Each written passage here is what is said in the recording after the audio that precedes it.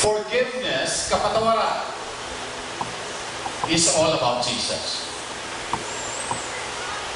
Tingnan niyo po yung sabi sa Gawa, Gs 43. All the prophets testify about Him, that everyone who believes in Him receives forgiveness of sins through His name. Tingnan niyo po yung sinasabi. Ang lahat ng tatanggap receives Him. Those who receive the Lord will receive forgiveness of sin. Wala pong ibang makapagpapatawad sa iyo liban lamang kay Jesucristo. Ang mga mabuti mong gawa ay walang silbi sa harap ng Diyos kung ang pinag-uusapan natin ay kaligtasan, sapagkat ang kapatawaran ay masusumpungan lamang kay Kristo Jesus. Ang Panginoong Diyos, patatawarin ka kung ang kanyang bugtong na anak ay iyong tagapagligtas. Tandaan po ninyo, lilinisin ka ng Panginoong Diyos, patatawarin ka sa lahat ng iyong kasalanan kung ang kanyang bugtong na anak ay iyong tatanggapin bilang iyong Panginoon at tagapagligtas. Ang pangako ng banal na kasulatan, ang sabi, lahat ng tumanggap sa Kanya, lahat ng naniwala sa Kanya, ay pinatatawad ng Diyos sa lahat ng kanilang kasalanan. Please, that is why sinisigaw natin, it's all about Jesus. Ang kapatawarang tinatanggap mo ay dahilan sa sakripisyo ng ating Panginoong Jesucristo. Hindi po sa sakripisyo mo, sakripisyo ng Panginoon. Pinatatawad ka ng ating Panginoong Diyos Ama sapagkat si Jesus ang nagbayad sa iyong kasalanan. Hindi ikaw ang nagbabayad. Hindi ka pwedeng magbayad. Wala kang karapatang magbayad. Marumi ka. Marumi tayong lahat sa harap ng Diyos. Wala tayong ipagmamalaki. Wala tayong pwedeng ibayad sa lahat ng ating kasalanan. Kaya nga po ipinadala niya ang kanyang bugtong na anak na siyang tumupad ng lahat ng batas ng Diyos at pagkatapos po binayaran niya ang lahat ng ating kasalanan at kung tatanggapin mo siya, doon po ipapataw sa iyo ang kapatawaran ng ating Panginoong Diyos. You see, only by receiving Jesus will you be saved. It's all about Jesus. It's all about Jesus. You see, ganito po yan. When it comes to forgiveness, ang kapatawaran po ay ganito. Tingnan niyo po maigi. Si Jesus na napakabanal, yung hindi natin kayang tuparin, yung batas ng Diyos, ang tumupad si Jesus.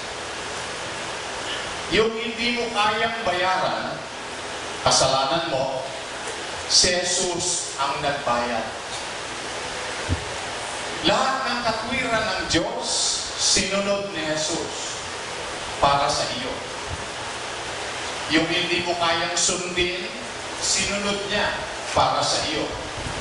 Yung hindi mo kayang bayaran, binayaran niya para sa iyo. Ikaw na dapat parusahan, siya ang pinarusahan para sa iyo. So, sa makapimbaga, tignan niyo maigi, ang lahat ay bumabalik kay Lord Jesus Christ. Siya ang pinarusahan para sa iyo. Siya ang nagbayad para sa iyo. Siya ang tumupad ng hindi mo kayang tuparin. Ito'y para sa iyo. At ang idea ng Diyos ay ganito.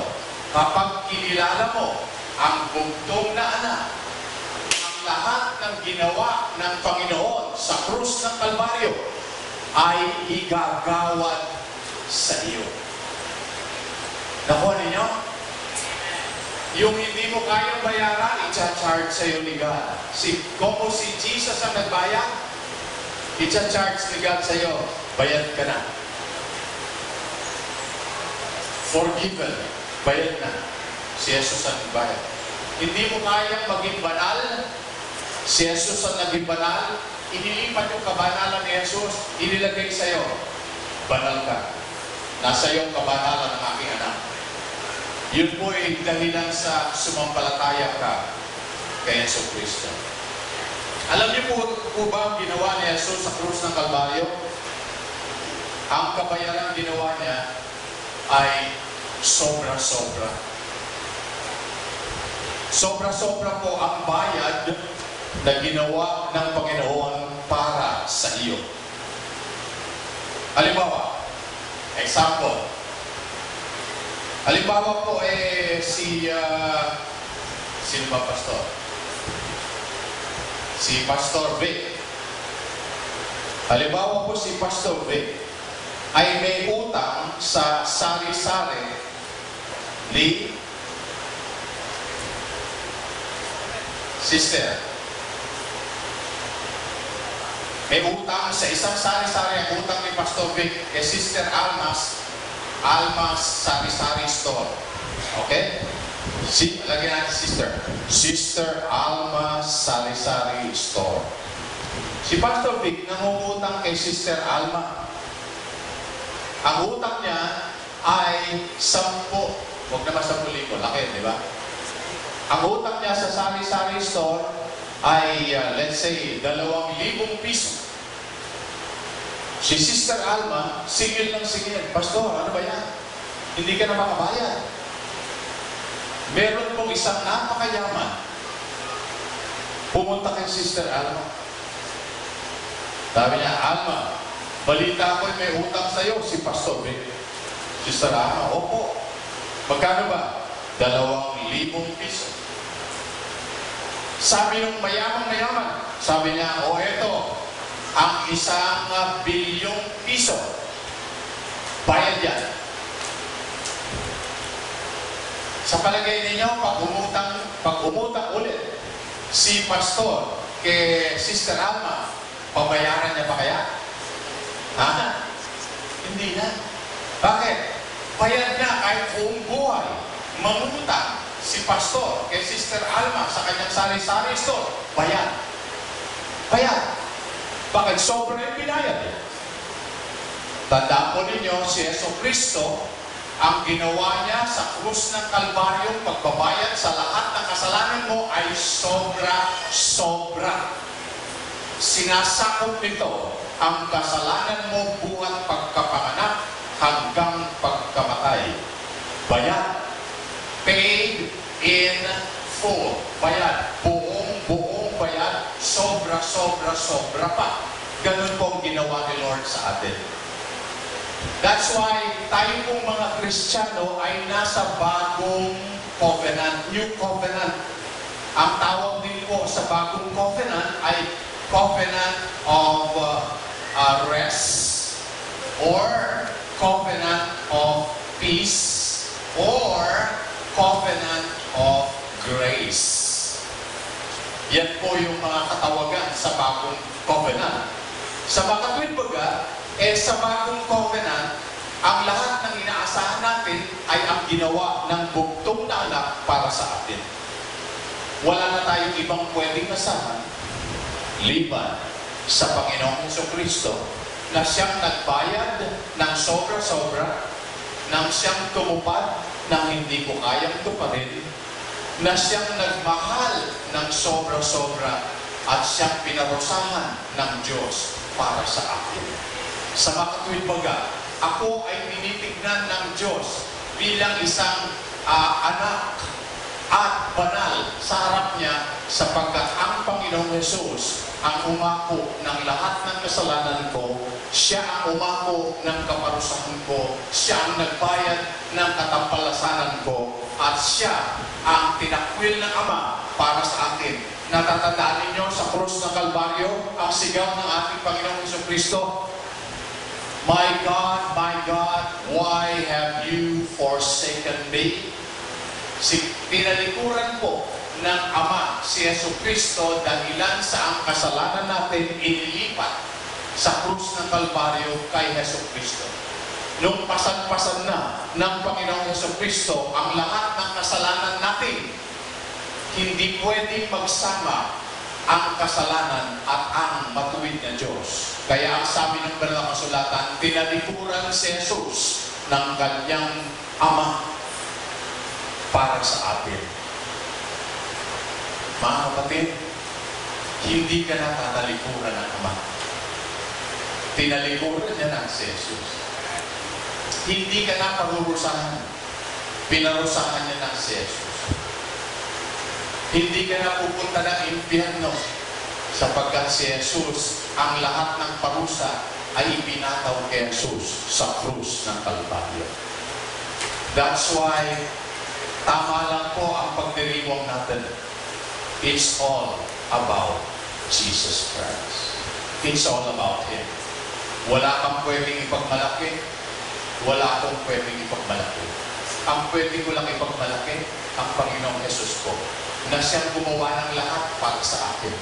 Pwede lang akong mag-rejoice at ang pwede ko lang ipagbayabang si Jesucristo.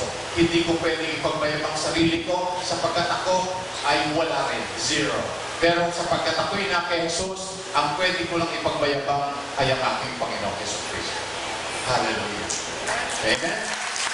Purihin ang Panginoon. Kagalingan, healing. Healing po is all about Jesus. You know what the Bible, ano sabi ng banal na kasulatan? Sabi gano'n sa Acts 3:16, it is Jesus' name and the faith that comes through Him that has given this, or rather, this complete healing to Him, as you can all see.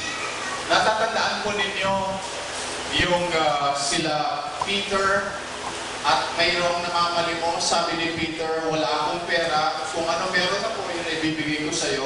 At sabi niya, sa pangalan ni Jesus, gumaling ka. Be healed. And then, nagtatalon yung lumpo. And the Lord said, the Bible says, it is by the name of Jesus, this man stands before you healed. Healing is Jesus. Anong sabi ng banal na kasulatan? Dahilan sa aking mga latay. Ano sumunod? Kayo ay nagsigaling. Dahilan sa latay ng Panginoong Jesucristo, ikaw ay gumaling. Do you receive that? Amen. See, maging kagalingan ng katawan natin ay si Jesus pa rin. Yung latay na ipinataw nila sa likod ng Panginoon para sa kagalingan mo yun. Tandaan mo kapatid, legally, pwede kang kumuha ng healing kay Jesus. Ano i-claim mo? Sa latay ni Jesus, magaling na ako. Sa latay niya, sapagkat nilatayan si Jesus para ikaw ay gumaling. Ipinako sa krus para ikay linisin sa lahat ng iyong kasalanan. Dalawa po yun. Ang pagkakapako, kapatawaran mo sa likod ni Jesus, latay, kagalingan mo. It's all about Jesus. It's all about Him.